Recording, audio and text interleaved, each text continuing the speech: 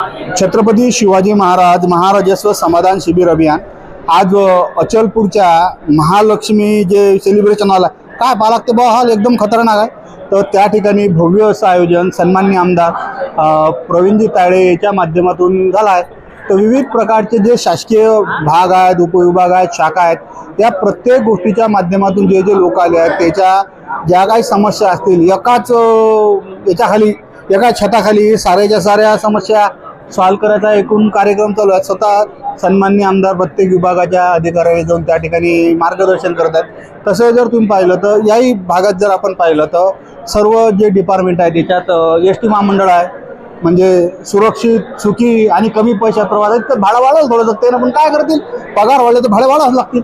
तर ST. Department आहे, याशिवाय बँक आहे, समाज कल्याण आहे, हे सर्व डिपार्टमेंटचे वेगवेगळे आहेत। इकडच्या बाजूनं सेतू विभाग आहे, आधार केंद्र विभाग आहे, त्याच्यानंतर फॉरेस्टवाले आहेत, हे सर्व डिपार्टमेंटचे वेगवेगळे जे लोक आहेत हे या ठिकाणी तुम्ही जर पाहत असाल तर दिसून राहिले। आणि प्रत्येक ठिकाणी स्वतः आमदार साहेब जाऊन जातीनं चौकशी करत आहेत। हे पोलीस डिपार्टमेंटचे लोक या ठिकाणी दिसून आले, त्याच्यात आपले फॉरेस्टवाले हे सर्व कर्मचारी या ठिकाणी आले आहेत। आणि मी थोडासा टाईम झाला आहे आणि टाईम झाला असूनही मी या ठिकाणी आलो आहे, पण तत्पूर्वी प्रत्येक विभागाचे जे लोक आहेत तुम्ही या ठिकाणी पाहून राहिले की ते आपलं जे काम आहे ते काम होत आहे। आणि त्याच माध्यमातून स्वतः आमदार साहेबही या ठिकाणी सहभागी झाले आहेत। तर माझ्यासोबत अचलपूरचे सन्माननीय आमदार प्रवीणजी तायडे आहेत। सर, चांगला प्रतिसाद भेटला आणि साऱ्याच खात्याचे संबंधित विभागाचे कर्मचारी या ठिकाणी सेवा देतात। सन्माननीय मुख्यमंत्री साहेब वाढदिवस आणि आज राबवलेलं अभियान कशा पद्धतीचा आज अनुभव आला, कशा पद्धतीचं लोक समाधान झालं सांगा। आणि मुख्यमंत्री साहेबाचा वाढदिवस काय पाहा लागते बा?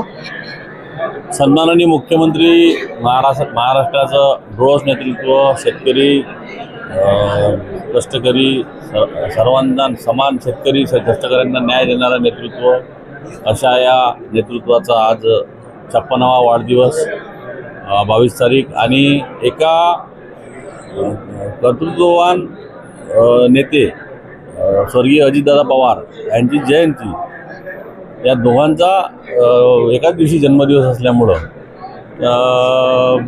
त्यानिमित्त हे महाराष्ट्र शासनातर्फे महसूल विभागामार्फत छत्रपती शिवाजी महाराज महाराजस्व अभियान हे जरी महाराष्ट्रभर राबवलं गेलं, याच्यापूर्वी राबवलं गेलं, पण आजच्या दिवसाचं औचित्य साधून राबवलं गेलं। आजच्या दिवशी अनेक उपक्रम राबवले गेले, रक्तदान शिबिर आहे, वृक्षारोपण आहे, त्याच्यानंतर हे राजस्व अभियान, त्या अभियानात प्रचंड असा प्रतिसाद मिळाला, लोकांच्या अनेक समस्या मार्गी लागल्या। अशाच प्रकारचे महाराजस्व अभियान हे प्रत्येक जिल्हा परिषद सर्कलमध्ये राबवावे अशी मी मागणी माननीय महसूल मंत्र्यांकडे करणार आहे। आणि याच्यापूर्वीसुद्धा राबवलेले आहेच, परंतु खऱ्या अर्थानं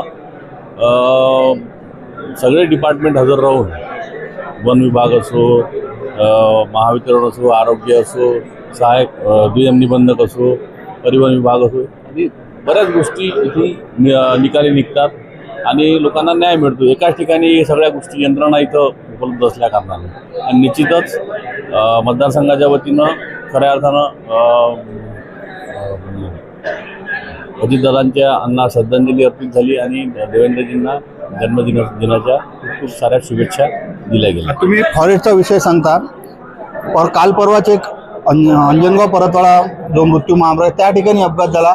वन्यजीव जे आहेत अतिरेक एवढा वाढला भाऊ, तुम्हाला काय सांगू, कास्तकाराले कास्तकारी करून सुचून राहिलं, हे डुकरं हरणं आणि ते रोई राजे उभ्या पिकात निरा तांडोस करून आले ना। तर वन विभागाला काहीतरी तुम्ही एकदम अशा काहीतरी सूचना द्या बुवा की जेणेकरून कास्तकाराचं नुकसान नाही व्हायला पाहिजे। हे बघा, याबद्दलच्या विधानसभेच्या अधिवेशनात अनेक आमदारांनी समस्या मांडलेल्या आहेत, मागे मी सुद्धा मांडलेल्या आहेत। मागे घाटलाडकी परिसरात एक बिबट्याचा शिरकाव झाला होता, त्याच्याबद्दल सुद्धा मी बोललेलो आहे। आणि अनेक आमदारांनी महाराष्ट्राच्या शेतकऱ्यांच्या हितासंबंधी ज्या वन्य प्राण्यांच्या प्रती ज्या भावना आहेत त्या व्यक्त केलेल्या आहे की शेतकऱ्यांचं कसं नुकसान केलं जाते, जीवितहानीसुद्धा होते। त्याच्यामुळं रोही असो, रानडुक्कर असो की माकडं असो की हरिण असो, हरिणाचे 200 जे कळप आहेत सध्या, आता जो मागचा 15वाडा गेला पावसाअभावी, त्यात कपाशीचं नुकसान झालं, तुरीचं नुकसान झालं, सोयाबीनचं नुकसान झालं आणि जीवितहानी होते ते वेगळी। त्याच्यामुळं निश्चितच शासनाकडे पाठपुरावा करून या संबंधी आणि समन्वयातून कृषी मंत्री आणि वन विभागाचे मंत्री गणेशजी नाईक साहेब यांच्या समन्वयातून निश्चितच चांगलं धोरण एक ठरवलं जाईल असं मला वाटते आणि त्याची मागणी आम्ही निश्चितच करू, जेणेकरून हे शेतकऱ्यांचं होणारं जे नुकसान आहे ते होणार नाही. एक माझा शेवटचा प्रश्न असा भाऊ, तालुक्यातून लय लोक जे फोन आले तुमच्यापर्यंत, लोकांचे बियाणं निघालंच नाही ना, जमिनीत टाकलं राजो पाना काहीतरी कसं आहे, कास्तकाराला डबलचा खर्च लागून राहिला ना. आता संबंधित कंपनीवर कोणत्या प्रकारची म्हणजे कारवाई करण्याची तुमची मागणी आहे किंवा याविषयी तुम्ही वरिष्ठ स्तरावर कोणत्या प्रकारचा आता म्हणजे निवेदन वगैरे देणार आहे किंवा काय चर्चा करणार आहे? हे बघा, मी की कोणा कंपनीचं नाव घेणार नाही, कारण मला की कोणापासून पैसे पाहिजे नाही. मी सरळ सांगून राहिलो. पण निश्चितच ज्या 8-10 कंपन्या आहेत त्याच्याबद्दल सन्माननीय पालकमंत्र्यांनी आणि आम्ही सर्वांच्या मागणीने आणि मी स्वतः सन्माननीय कृषी मंत्री दत्ता मामा भरणे यांना निवेदनसुद्धा दिलेलं आहे त्या संबंधी. आणि मूर्तिजापूरचे आमदार हरिजी पिपळे यांनी आवाजसुद्धा उठवलेला आहे विधानसभेत त्याच्या मुद्द्यात. परंतु 48 गुन्हे अमरावती जिल्ह्यात दाखल झालेल्या कंपन्यांवरती आणि त्याच्याबद्दलचं DPDC सुद्धा मोठ्या जोरकस अशी पहिलीच मागणी झाली होती की शेतकऱ्यांना त्याचा मोबदला मिळण्यात यावा, कंपनीमार्फत मिळण्यात यावा. निश्चित कलेक्टर महोदय याबद्दलचं धोरण. ब्लॅकलिस्टेडचं काही डोक्यात प्लॅनिंग आहे का याबद्दल? ब्लॅकलिस्टेड आहे, त्यांच्यावरती गंभीर स्वरूपाचे गुन्हे दाखल झालेले आहेत आणि शेतकऱ्यांना सुद्धा न्याय मिळाला पाहिजे अशा प्रकारची एक भावना आणि अशा प्रकारचं निवेदन जिल्हाधिकारी महोदय, कृषी मंत्री महोदय, पालकमंत्री महोदय आणि यातून काहीतरी निष्पन्न निघेल असं मला वाटतं. शिवाजी महाराज महाराजस्व समाधान शिबिराच्या माध्यमातून सन्माननीय मुख्यमंत्री देवेंद्र फडणवीस साहेब याचा वाढदिवस साजरा केला जात आहे. 2-3 प्रश्न होते, प्रामुख्याने जे प्रश्न होते आजच्या कार्यक्रमाचा मुख्य हेतू काय, साहेबांनी सांगितलं की सारे बुवा लोक जे सॉल्व जे आहेत गावखेड्यातून दुरून यावं लागते, एकाच ठिकाणी याचा प्रश्नाचं समाधान कागदोपत्री जमा करावं लागतात बाबा, हा विषय होता.